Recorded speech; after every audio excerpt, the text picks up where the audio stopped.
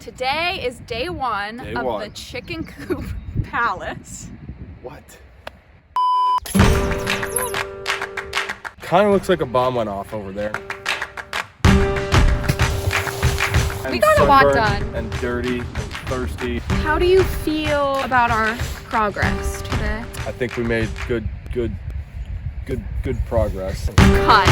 Recently designed a chicken coop that is in the style of like an old country church. We are getting started this weekend. Got some concrete coming later today that we're gonna mix up for tomorrow morning. We are actually taking out the back of the garden, and that is where the chicken coop and the chicken run are going to go. This is Sully. He's our old man and our mascot on the project. Logan is the brains behind the operation. I'm the design. And the looks.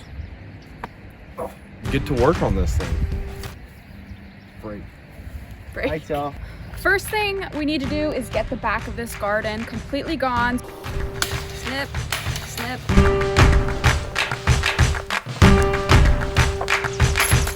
Oh my God. Ow.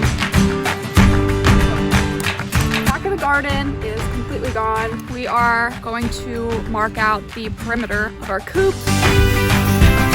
This little circle right here is where we're gonna dig down about 4 feet, get below the frost line. That way you don't have the chicken coop lifting up on us. Yeah. That was a good day's work. Preach, baby. Day one of the chicken coop is done. Day two, and we are ready to pour some concrete today. We just got 6 4x4, 12-foot long pressure treated posts. We set them in the holes that we dug yesterday, and right now Logan is just putting braces on them so that we can go ahead and pour the Quikrete in there.